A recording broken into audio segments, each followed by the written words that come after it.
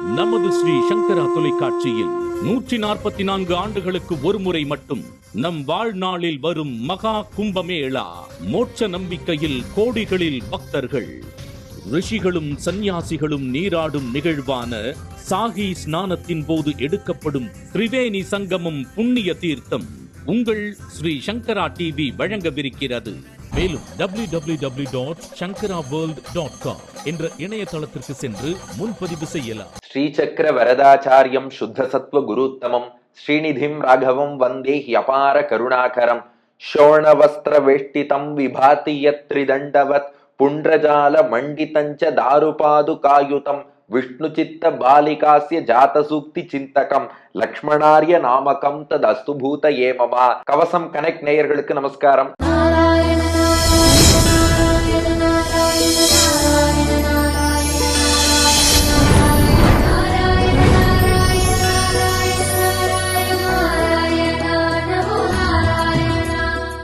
நம்முடைய தினந்தோறும் திவ்ய பிரபந்தம் என்ற இந்த தொடர் நிகழ்ச்சியிலே அடுத்தபடியாக ராமானுஜருடைய புகழை விளக்கும் விதமாக கூரத்தாழ்வானின் சிஷ்யரான திருவரங்கத்தமுதனார் என்ற மகானருடைய ராமானுஜ நூற்றந்தாதி என்ற ஒரு அற்புதமான பிரபந்தம் 108 பாசுரங்களை உள்ளடக்கியது. ஒவ்வொரு பாட்டிலும் ராமானுஜருடைய திருநாமமும் புகழும் அவருடைய வைபவமும் இடம்பெற்றிருக்கிறது. அப்படி ராமானுஜர் விஷயமான 108 பாடல்கள் இவையும் திவ்ய பிரபந்தத்தோடு சேர்ந்துதான் அமைந்துள்ளன. அது எம்பெருமானுடைய திருவுள்ளம், ஆழ்வார்களின் திருவுள்ளம். இந்த ராமானுஜரின் பெருமையை சொல்லும் பகுதியும் திவ்ய பிரபந்தத்தோடு இணைந்திருக்க வேண்டும். எப்படி நம்மாழ்வாரின் பெருமையை சொல்லக்கூடிய கண்ணினுன் சிறுத்தாம்பு திவ்ய பிரபந்தத்தோடு சேர்ந்து இருக்கிறதோ, ஆழ்வார்களுக்கு பிற்பட்டவரானாலும் ராமானுஜரின் பெருமையை சொல்லக்கூடிய இந்த ராமானுஜ நூற்றந்தாதி இதுவும் திவ்ய பிரபந்தத்தோடு சேர்ந்து இருக்க வேண்டும். நாம் சேர்ந்து சேவிக்க வேண்டும் என்பதுதான் பெரியோர்கள் ஏற்படுத்திய மரபு. நாம முதல்ல நித்தியானுசந்தானம்னு தினந்தோறும் சேவிக்க வேண்டிய பாசுரங்களை பார்த்து வருவதாலே தினந்தோறும் சேவிக்க வேண்டிய பாசுரங்கள் வரிசையில் கோயில் திருவாய்மொழியை தொடர்ந்து அமைந்திருப்பது ராமானுஜ நூற்றந்தாதி. அதைத்தான் இன்று தொடக்கமாக அனுபவிக்க உள்ளோம். ராமானுஜ நூற்றந்தாதி பேரையே 3 பகுதிகளாக பிரித்துக் கொள்ளுங்கள். ராமானுஜ நூற்று அந்தாதி.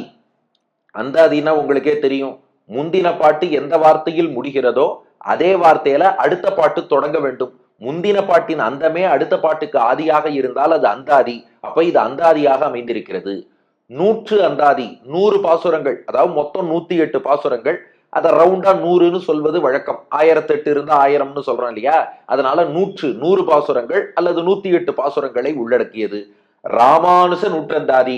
அத்தனை 108 பாசுரங்களும் ராமானுஜருடைய வைபவத்தை, ராமானுஜர் பெருமையை சொல்வதாகவே அமைந்துள்ளன. இந்த ராமானுஜ நூற்றந்தாதிக்கு 3 தனியன்கள் இருக்கின்றன. 3 தனியன்களையும் இன்றைய தினம் பார்த்துருவோமா? இந்த 3 தனியன்களையும் அருளி செய்தவர் வேதப்பிரான் பட்டர் என்ற மகான். அப்போ ராமானுஜ நூற்றந்தாதி பாடினவர் திருவரங்கத்தமுதனார். இந்த ராமானுஜ நூற்றந்தாதிக்காக 3 தனியன்கள் பாடியவர் வேதப்பிரான் பட்டர். அதுல முதல் தனியன்.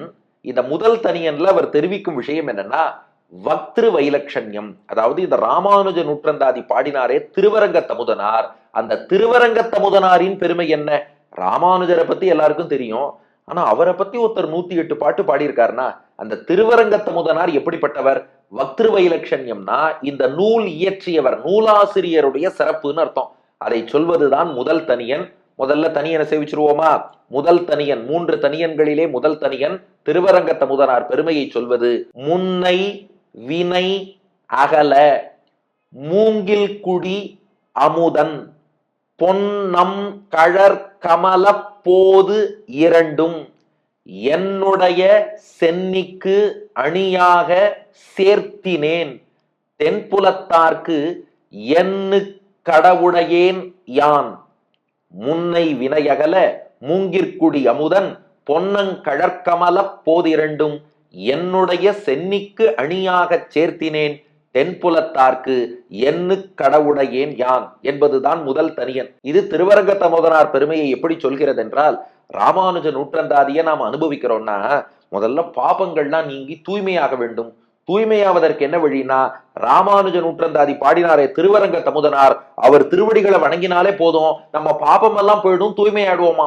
அதுதான் தொடங்கும் போதே பாருங்கள், முன்னை வினை அகல.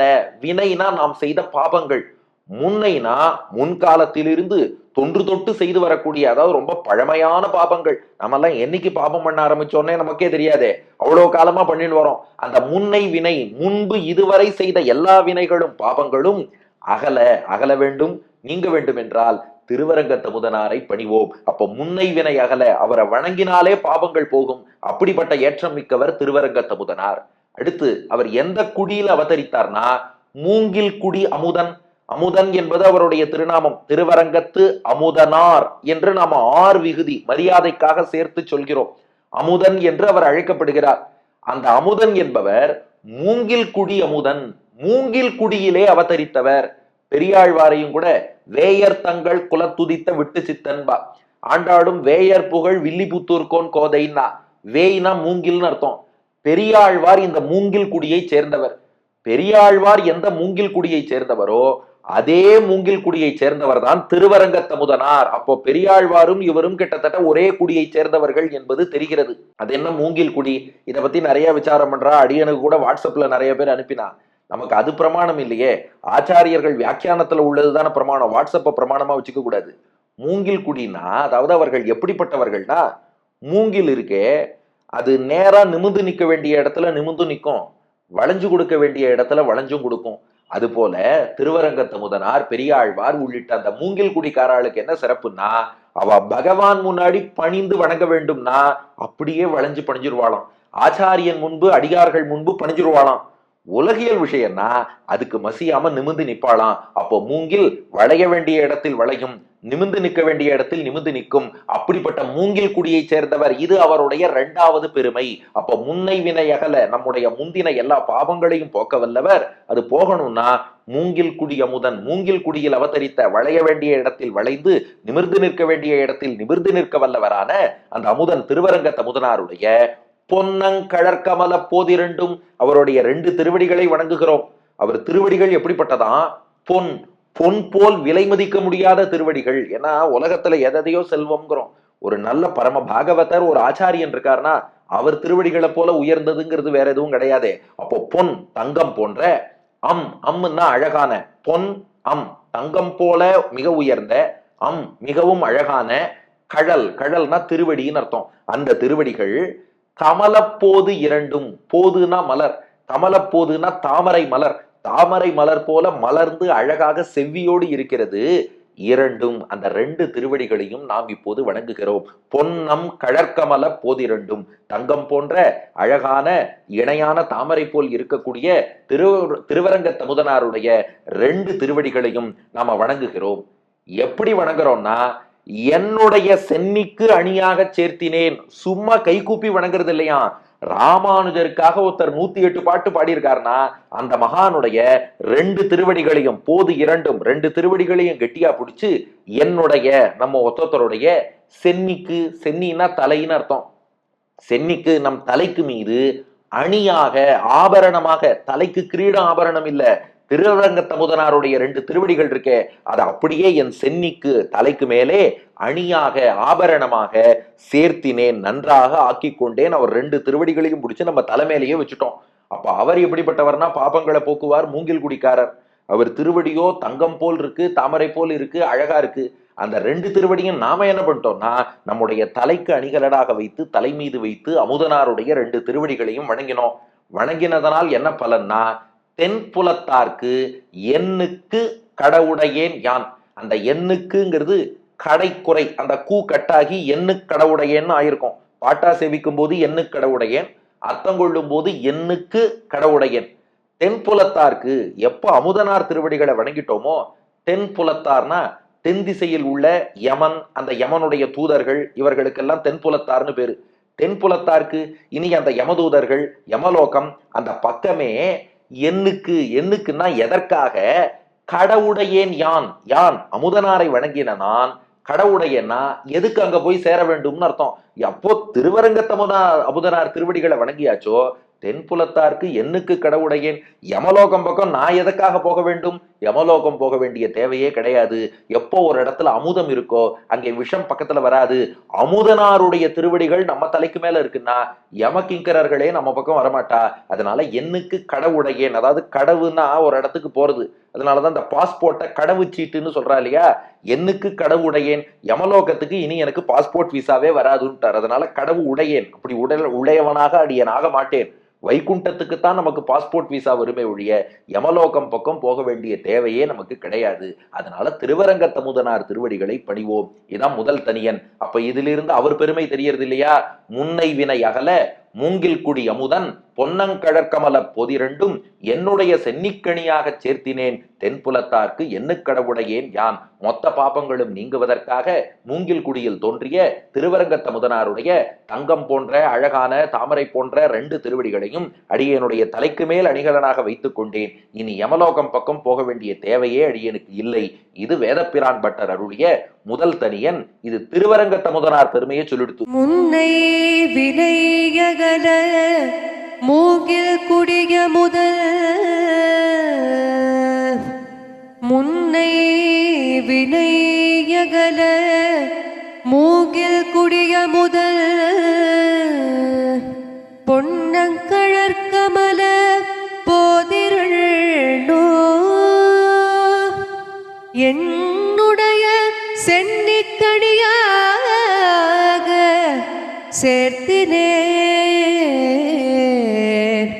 தென்புலத்தார்க்கு எண்ணு கடவுடையே யார். என்னுடைய சென்னிக்கணியாக சேர்த்தினே தென்புலத்தார்க்கு எண்ணு கடவுடையே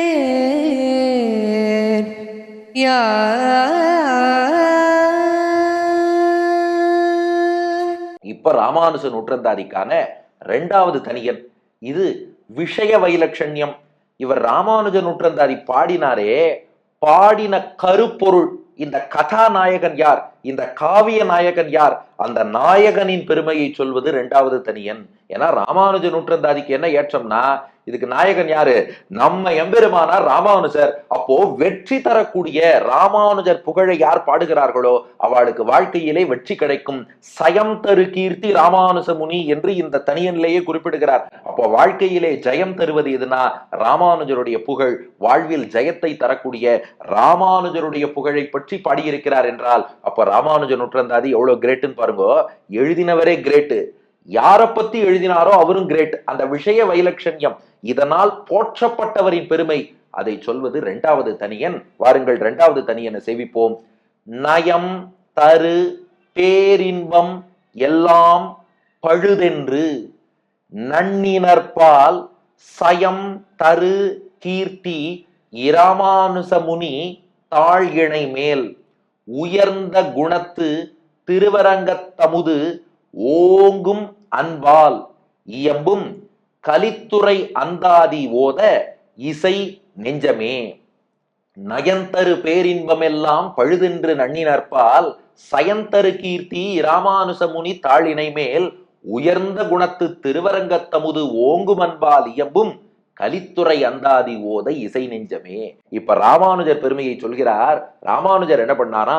நயம், நயம்னா உலகியல் இன்பங்கள்னு அர்த்தம். இந்த இடத்துல நயம் அப்படின்னா சொல் நயம் பொருள் நயம் இல்ல. நயம்னா அப்படி நயமா பக்கத்துல வந்து ஏமாத்துறதே, உலகியல் இன்பங்கள், அதுக்குதான் நயம்னு பேரு. நயம் தரு பேரின்பம்னா இந்த உலகியல் இன்பங்களாகிய நயம் நமக்கு தரக்கூடிய பேரின்பம் எல்லாம் பெரிய இன்பம் மாதிரி இருக்கும், ஆனா உள்ளுக்குள்ள எல்லாமே துன்பம் தான். அப்ப நயந்தரு பேரின்பம் எல்லாம் உலகியல் விஷயங்கள் நமக்கு தரக்கூடிய அற்பமான உலகியல் இன்பங்கள் எல்லாம் பழுது என்று அடியார்கள் ஒரு நிலையில என்ன உணர்றாளாம், இந்த உலகியல் இன்பம் பார்க்கத்தான் ஏதோ பெரிய இன்பம் மாதிரி இருக்கு, இதெல்லாம் பழுது, வீணானது. சில சொல்றோம் இல்லையா, வீணா போச்சுன்னா பழுதாகி விட்டது, மிஷின் பழுதா எடுத்து பாழா எடுத்துங்கிறோம். அது போல உலகியல் விஷயங்கள் எல்லாம் வீணானவை, தவறானவை, நமக்கு சேராதவை என்று ஒருவர் உணர்ந்த பின் அவர் நேரா என்ன பண்ணுவாராம், நன்னினர், நண்ணுதல்னா வந்து திருவடிகளை பிடித்து கொள்ளுதல். யார வந்து பிடிச்சுப்பான்னா எங்க ராமானுஜர் திருவடிகளை வந்து பிடிச்சுப்பா. உலகியல் இன்பத்துல இருந்துட்டு இருக்கிற வரைக்கும் இவர் பெருமை என்னங்கிறது தெரியாது, அதனால அவ எங்கேயோ போயிட்டு இருப்பாளாம். ஆனா நயன்தரு பேரின்பம் எல்லாம், உலகியல் இன்பங்கள் தரக்கூடிய அந்த சிற்றின்பம் எல்லாம் பழுது என்று எப்ப பழுது தப்புன்னு புரிஞ்சுக்கிறாளோ, பழுதுன்னு புரிஞ்சவாறே நன்னினர் ராமானுஜர் திருவடிகளை வந்து நன்னி விடுகிறார்கள், கிட்டி விடுகிறார்கள், அடைந்து விடுகிறார்கள், பற்றி விடுகிறார்கள். நன்னினர் பால் அப்படின்னா அப்படி தன் திருவடியில விழுந்தவாளுக்கு ராமானுஜர் எத்தகைய அனுகிரகம் பண்ணுவார். அப்ப நயன்தரு பேரின்பம் எல்லாம் பழுதென்று நன்னினர் பால், உலகியல் இன்பங்கள் எல்லாம் பழுதுன்னு புரிந்து கொண்டு ராமானுஜரை வந்து வணங்கினவர்களுக்கு இன்டர்ன் ராமானுஜர் பால், அவர்களுக்கு அவர்கள் விஷயத்தில் என்ன செய்யறாரா, சயம் தரு கீர்த்தி ராமானுஜ முனி, அவளுக்கு சயம் தரு ஜெயம் வெற்றியை கொடுத்து விடுகிறார் ராமானுஜர். எந்த வெற்றி கொடுக்கிறார்னா சம்சாரம்ங்கிற உலகியல் வாழ்க்கையே வெற்றி கொண்டு வைகுண்டத்தை அடைதல், முக்தி என்ற பெரு வெற்றி. வாழ்க்கையில அதுதான் பெரிய வெற்றி. அந்த சயமாகிய வெற்றி, பெரிய வெற்றியாகிய மோட்சம், சம்சார ஜெயம், அந்த சயம் தரு, அதை தரக்கூடியவர் யாருன்னா ராமானுஜர். ஒருத்தர் ரெண்டு பேருக்கு இல்ல, இப்படி பல பேருக்கு சம்சாரம்ங்கிற உலகியல் வாழ்க்கையை போக்கி வைகுண்டம் மோக்ஷம்ங்கிற வெற்றியை கொடுத்தவர். அதனால சயம் தரு கீர்த்தி, சயம் கொடுப்பவர், வெற்றி கொடுப்பவர் என்றே, கீர்த்தினா புகழ்னு அர்த்தம். அப்படி புகழ் பெற்றவர் ராமானுஜர். அந்த ராமானுஜ முனி இப்படி சயந்தரு கீர்த்தி ராமானுஜ முனி, காலில் விழுந்த வாழ்க்கெல்லாம் மோட்சம் கொடுப்பவர் என்று புகழ் பெற்றவரான ராமானுஜ முனி இருக்காரே, அவருடைய தாழ் இணை மேல், தாழ்னா திருவடி, தாழ் இணைனா ஜோடியான திருவடி, தாழினை மேல்னா அந்த திருவடிகளை குறித்து இயற்றப்பட்டதுதான் இந்த ராமானுஜ நூற்றந்தாதி. அதனாலதான் பல இடங்கள்ல பாருங்களேன், ராமானுஜன் சரணாரவிந்தம் நாம் மன்னி வாழ, பல இடங்கள்ல ராமானுஜன் தன் இணையடியே, இப்படி அவர் திருவடிகளை குறித்த துதியாக இது அமைந்திருக்கிறது. எவ்வளவு பெரிய பாக்கியம் நினைச்சு பாருங்க. ஒவ்வொரு நாளும் ராமானுஜருடைய திருவடிகளை நினைச்சு நினைச்சு துதிக்கிறோம்னா அதுக்குன்னு ஒரு பிரபந்தம் நமக்காக திருவரங்கத்த முதனார் அருளி இருக்கிறார். அதனால இது சயந்தரு கீர்த்தி ராமானுஜ முனி தாளினை மேல், பிறவி பிணிகையே வெற்றி கொள்ளக்கூடிய புகழ் பெற்றவரான, நமக்கு வெற்றி பெற்று தரக்கூடிய புகழ் பெற்றவரான ராமானுஜர் திருவடிகளை நோக்கி இயற்றினார். இயற்றினவர் யாருன்னா உயர்ந்த குணத்து திருவரங்க தமுது ஓங்கும் அன்பால் இயம்பும், உயர்ந்த குணத்து, மிக உயர்ந்த குணத்து, நற்குணங்கள் எல்லாம் நிறைந்தவர் திருவரங்க தமுதனார். அவரைத்தான் திருவரங்கத்து அமுது, திருவரங்க தமுதனார் என்று போற்றப்படக்கூடிய அந்த மகான். அவர் ஓங்கும் அன்பால், ஓங்கும்னா வளர்ந்து பொங்கி வரக்கூடிய, அன்புனா பக்தி, பொங்கி வரும் பக்தியால இயற்றினாராம். அந்த திருவரங்கத்த முதனார் என்பவர் முன்பேடியன் விஞ்ஞாபனம் பண்ண கூரத்தாழ்வானுடைய சிஷ்யர். கூரத்தாழ்வான் ராமானுஜருடைய சிஷ்யர், திருவரங்கத்த முதனார் கூரத்தாழ்வானுடைய சிஷ்யர். திருவரங்கத்த முதனார் என்ன ஆசைப்பட்டாராம், தன் ஆச்சாரியனான கூரத்தாழ்வானை மகிழ்விக்க வேண்டும்னு ஆசைப்பட்டார். கூரத்தாழ்வான் எப்ப சந்தோஷப்படுவார்னா கூரத்தாழ்வான புகழ்ந்தா சந்தோஷப்பட மாட்டார், அவருடைய ஆச்சாரியன் ராமானுஜரை புகழ்ந்தா சந்தோஷப்படுவார். அதனால தன் ஆச்சாரியனுக்கு உகப்பு ஏற்பட வேண்டும் என்பதற்காக ராமானுஜர் மீது பொங்கி வரும் பக்தியோடு இதை இயற்றி தன் ஆச்சாரியன் கூரத்தாழ்வானை மகிழ்வித்தார். அதனால ஓங்கும் அன்பால், அப்படி ஓங்கி வரக்கூடிய ஆச்சாரிய பக்தி, பிராச்சாரிய பக்தி, அந்த பக்தியால் இயற்றப்பட்டது இந்த ராமானுஜ நூற்றந்தாதி. அதான் இயம்பும், இயம்பும்னா அவர் வாயால இசைத்து பாடுவதுன்னு அர்த்தம். அப்படி பாடிய கலித்துறை அந்தாதி ஓத இசை நெஞ்சமே, இது கலித்துறை, கட்டளை கலித்துறை என்னும் பாவகையிலே இதை அமைத்திருக்கிறார். அதனால கலித்துறை, கட்டளை கலித்துறையிலே அவர் அமைந்திருக்கிறது. அதனாலதான் ஒவ்வொரு பாட்டும் பாருங்கள், அது நேர் சீர்ல ஆரம்பிச்சது, நேர் அசையில ஆரம்பிச்சதுன்னா ஒவ்வொரு பாட்டும் நேரசையில் தொடங்கினால் 16 அச்செழுத்து இருக்கும், நிறைய செயல தொடங்கினா 17 அச்செழுத்து இருக்கும். அந்த மாதிரியான ஒரு அமைப்பிலே இதை அமைத்திருக்கிறார் திருவரங்கத்த முதனார். அதனால கலித்துறை, கட்டளை கலித்துறையிலே அந்தாதி, முந்தின பாட்டு எந்த வார்த்தையில் பூர்த்தியாகிறதோ அடுத்த பாட்டு அதே வார்த்தையில் தொடங்கும்படி அந்தாதியாக அமைத்திருக்கிறார்.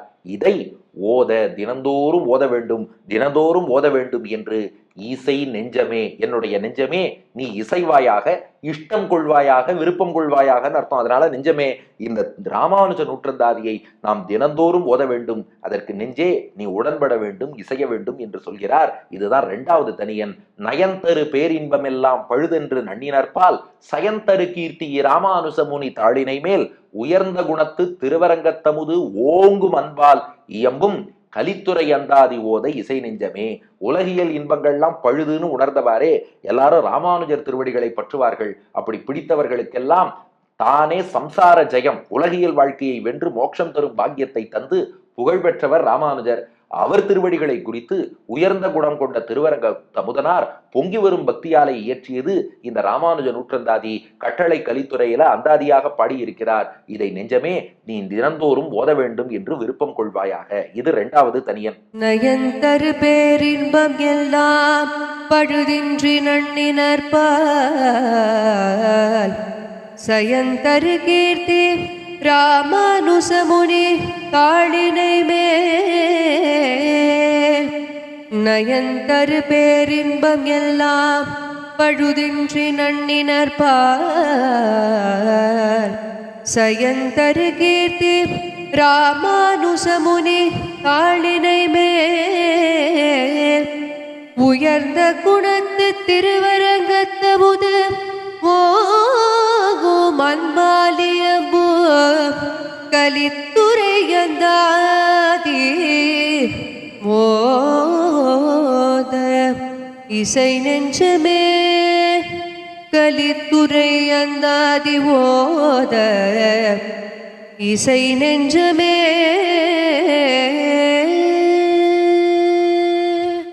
3வது தனியன். இத பிரபந்த வைலட்சண்யம்பா. இதுவும் வேதப்பிரான் பட்டர் அருளியதுதான். பிரபந்த வைலட்சண்யம்னா நூலமைப்பின் சிறப்புன்னு அர்த்தம். முதல்ல சொன்ன திருவரங்கத்தமுதனார் எவ்வளவு உயர்ந்தவர்னு பார்த்தோம்.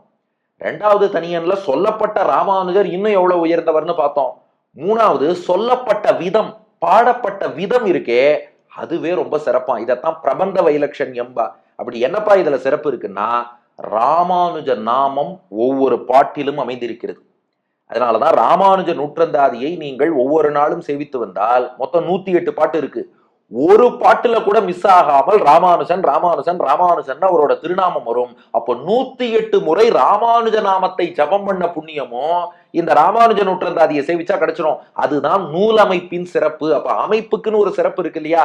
ஒவ்வொரு பாட்டிலும் உதாரணத்துக்கு எடுத்துக்கோங்களேன். முதல் பாசுரமே பூமன்னு மாது பொருதிய மார்பன் புகழ்மலிந்த பாமன்னு மாறன் அடிபணிந்து உய்ந்தவன் பல்கலையோர் தாமன்ன வந்த இராமானுசன் சரணாரவிந்தம் நாம் மன்னி வாழ நெஞ்சே சொல்லுவோம் அவன் நாமங்களே.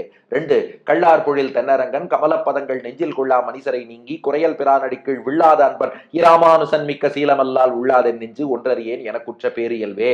ஏன் நிறைவு பாசுரத்தை எடுத்துக்கோங்களேன். அங்கையல் பாய்வைகள் தென்னரங்கன் அணியாக மன்னும் பங்கைய மாமலர் பாவையை போற்றுதும் பத்தியெல்லாம் தங்கிய தென்ன தழைத்து நெஞ்சே நம் தலைவிசையே பொங்கிய கீர்த்தி ராமானுசன் அடிப்பூ மன்னவே. அப்போ ராமானுசன் என்ற சொல் ஒவ்வொரு பாட்டிலும் இடம்பெற்றிருக்கிறது. 108 முறை ராமானுசா ராமானுசா ராமானுசா என்று வருகிறது. அதுதான் நூலமைப்பின் சிறப்பு. இதை சொல்வதுதான் 3வது தனியன்.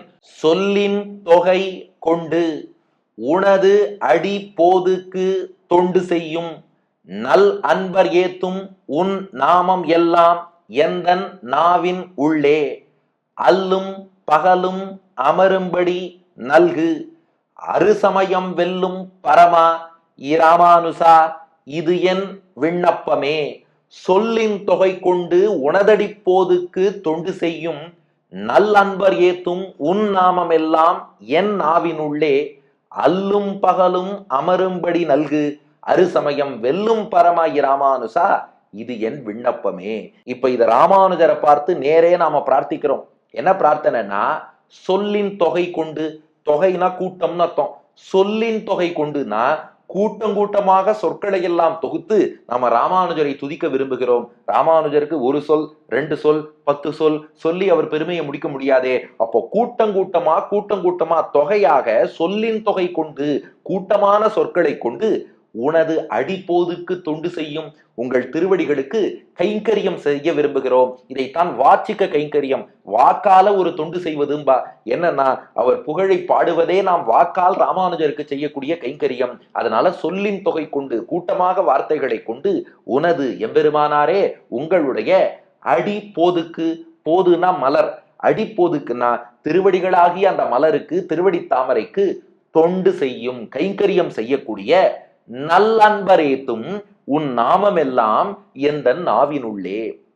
அப்படி கைங்கரியம் பண்ணக்கூடிய நல்ல அன்பர், உயர்ந்த ஆச்சாரிய பக்தி, அடியேன் ராமானுஜதாசன் அடியேன் ராமானுஜதாசன் அடியேன் ராமானுஜதாசன்னு நல் அன்பராக யாரெல்லாம் ராமானுஜருக்கு தாசர்களாக அன்பர்களாக இருக்கிறார்களோ அந்த நல் அன்பர், அந்த நல்ல அன்பர்கள் ஏத்தும் ஏத்தும்னா ஒவ்வொரு நாளும் துதி செய்யக்கூடியன்னு அர்த்தம். அப்ப கூட்டமாக சொற்களை கொண்டு ராமானுஜர் திருவடிக்கு கைங்கரியம் பண்ண வேண்டும்னு விரும்பக்கூடிய அந்த நல்ல பக்தி உடையோர்கள் எல்லாம் ஏத்தும் துதி செய்கிறார்களாம். எதை சொல்லினா, உன் நாமம் எல்லாம், உங்களுடைய எல்லா திருநாமங்களையும் சொல்லித்தான் துதி செய்கிறார்கள். ராமானுஜரை துதிப்பதற்கு மிகச்சிறந்த வழி என்னன்னா நாம சங்கீர்த்தனம். ஏன் பெருமாளுக்கு தான் பல நாமா இருக்கு, சங்கீர்த்தனம் நினைச்சிட்டேளா? எங்க எம்பெருமானாருக்கும் பல திருநாமங்கள் உண்டு. அவர் அவதாரம் பண்ண போது அவருடைய தாய் மாமாவான திருமலை நம்பி இளையாழ்வார் என்று திருநாமம் சூட்டினார். அதற்கப்புறம் அவர் ஊர் பெருமாள் ஆதிகேசவ பெருமாள் அவருக்கு பூதபுரீசர் என்று திருநாமம் சூட்டினார். பஞ்சசம்ஸ்காரம் பண்ணி வைக்கும் போது பெரிய நம்பி ராமானுஜர் என்று திருநாமம் சூட்டினார். சந்நியாசம் வாங்கிக்கிறார். அப்ப காஞ்சி பேரருளாள பெருமாள் யதிராஜர், சந்நியாசிகளின் தலைவர் என்ற திருநாமத்தை கொடுத்தார். அதுக்கப்புறம் ஸ்ரீரங்கத்துக்கு எழுந்தருடைய போது நம்பெருமாள் உடையவர் என்று ராமானுஜருக்கு பட்டமளித்தார். அதுக்கப்புறம் அதே ஸ்ரீரங்கத்திலேயே மற்றைய ஆச்சாரியர்கள் எல்லாம் ராமானுஜருக்கு திருநாமங்கள் வழங்கினார்கள். திருமாலை ஆண்டான் ஷடகோபன் பொன்னடி என்ற திருநாமத்தை ராமானுஜருக்கு வழங்கினார். திருக்கோட்டியூர் நம்பி எம்பெருமானார் என்ற திருநாமத்தை வழங்கினார். திருமலையப்பன் தேசிகேந்திரர், அப்பனுக்கு சங்காழி அளித்த பெருமான் தேசிகேந்திரர் உள்ளிட்ட திருநாமங்களை அளித்தார். அதுக்கப்புறம் காஷ்மீர் சாரதா பீட்டத்தில் உள்ள சரஸ்வதி தேவி ஸ்ரீபாஷ்யக்காரர் என்ற பட்டத்தை சமர்ப்பித்தாள். ஆண்டாள் நாச்சியார் நம் கோயில் அண்ணனோ என்று அழைத்து கோயில் அண்ணன் கோதாகிரஜர் என்ற திருநாமத்தை கொடுத்தாள். அதுக்கப்புறம் ஆழ்வார் திருவரங்க பெருமாள் அரையர் லக்ஷ்மண முனி என்ற திருநாமத்தை ராமானுஜருக்கு கொடுத்தார். மக்கள் எல்லாம் அவரை திருப்பாவை ஜீயர் திருப்பாவை ஜீயர் என்று அழைத்தார்கள். அப்ப எத்தனை திருநாமம் வந்துருத்து? இளையாழ்வார், பூதபுரீசர், ராமானுஜர், யதிராஜர், தேசிகேந்திரர், அப்பனுக்கு சங்காழி அளித்த பெருமான், அதுக்கப்புறம் கோதாகிரஜர், கோயில் அண்ணன், உடையவர், ஸ்ரீபாஷ்யக்காரர், லக்ஷ்மண முனி, சடகோபன் பொன்னடி, எம்பெருமானார், இன்னும் எத்தனை திருநாமங்கள். உன் நாமம் எல்லாம், உங்களுடைய அத்தனை திருநாமங்களும். அப்ப நல்லன்பர் ஏத்தும் உன் நாமம் எல்லாம். அப்படிப்பட்ட உண்மையான பக்தர்கள் துதி செய்யக்கூடிய உங்களுடைய அத்தனை திருநாமங்களும் எந்த நாவின் உள்ளே, என்னுடைய நாக்குக்குள்ள எப்போதும் இருக்க வேண்டும். எங்கள் நாவை விட்டு ராமானுஜ நாமம் பிரியவே கூடாது. எப்பெல்லாம் இருக்கணும்னா அல்லும் பகலும் அமரும்படி நல்கு. அல்லுன்னா இரவு, பகல்னா டே டைம். அல்லும் பகலும், இரவும் பகலும், தூங்கும் போது கூட நாக்குல எது இருக்கணும்னா ராமானுஜ நாமம் இருக்கணும். ஏன்னா திருமங்கை ஆழ்வார் பாடினார் நாராயண நாமத்துக்கு துஞ்சும் போது அழைமின்னார். நீங்க தூங்கிட்டு இருந்தாலும் நாராயண நாமம் சொல்லுங்கன்னார். ஆனா நாராயண என்ற 4 எழுத்தை விட ராமானுச என்ற 4 எழுத்துக்கு இன்னும் சிறப்பு உண்டு. அதனால அல்லும் பகலும் இரவும் பகலும் அமரும்படி என் நாக்குல உட்காரணும். ராமானுஜருடைய திருநாமங்கள் அமரும்படி, அப்படி உட்காரும்படி நல்கு. நல்குனா அருள் புரிவாயாக. ராமானுஜர்கிட்ட பிரார்த்திக்கிறோம், நீங்கள் அருள் புரிவீராக. எங்கள் நாக்குல உங்க திருநாமங்கள் எப்போதும் இருக்கணும். நீங்க எப்படிப்பட்டவர்னா அருசமயம் வெல்லும் பரமா இராமானுசா. பரமன்னா ரொம்ப உயர்ந்தவர், பெருமாளை விட உயர்ந்தவர் ராமானுஜர். ஏன்னா பெருமாளை எம்பெருமான்கிறோம், இவரை எம்பெருமானாருங்கிறோம். அப்ப பரமா, பெருமாளை விட உயர்ந்து இருப்பவரே. அருசமயம் வெல்லும், 6 தவறான கொள்கைகள் அந்த காலத்துல நிலை பெற்றிருந்தது. அந்த 6 விதமான தவறான சமயங்கள், கொள்கைகள், அவற்றையெல்லாம் வாதம் செய்து வெற்றி கொண்ட, இதை மணவாள மாமுனிகள் அழகா பாடுறார்.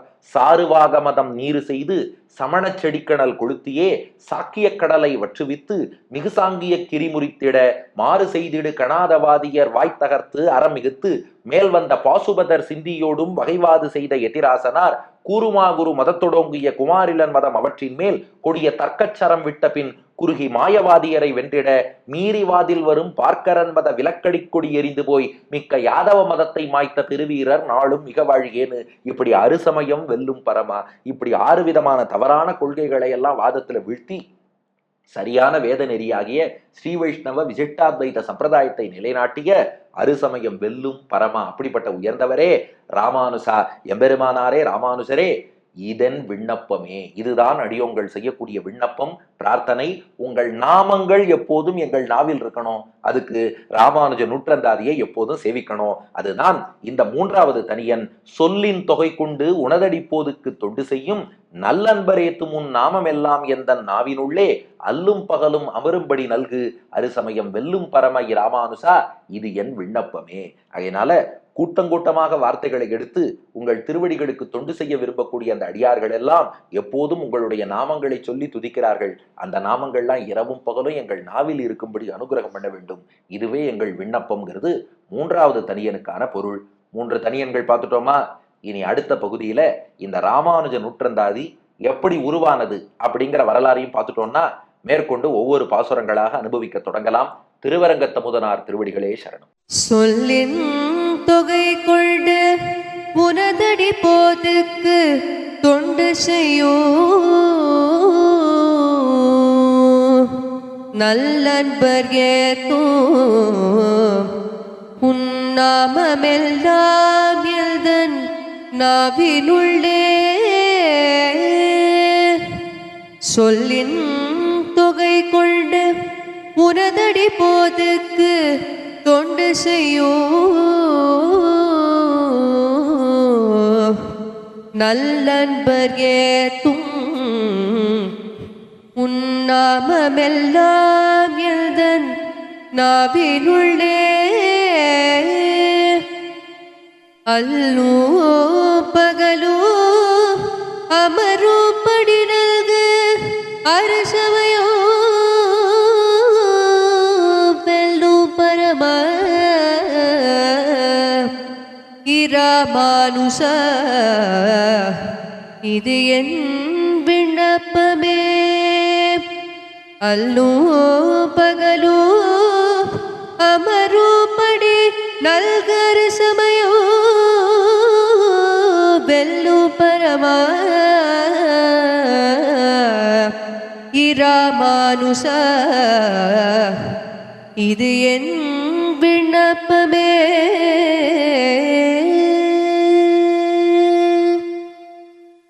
நமது ஸ்ரீ சங்கரா தொலைக்காட்சியில் 144 ஆண்டுகளுக்கு ஒருமுறை மட்டும் நம் வாழ்நாளில் வரும் மகா கும்பமேளா. மோட்ச நம்பிக்கையில் கோடிகளில் பக்தர்கள், ரிஷிகளும் சந்நியாசிகளும் நீராடும் நிகழ்வான சாகி ஸ்நானத்தின் போது எடுக்கப்படும் திரிவேணி சங்கமம் புண்ணிய தீர்த்தம் உங்கள் ஸ்ரீ சங்கரா டிவி வழங்கவிருக்கிறது. மேலும் www.shankaraworld.com என்ற இணையதளத்திற்கு சென்று முன்பதிவு செய்யலாம்.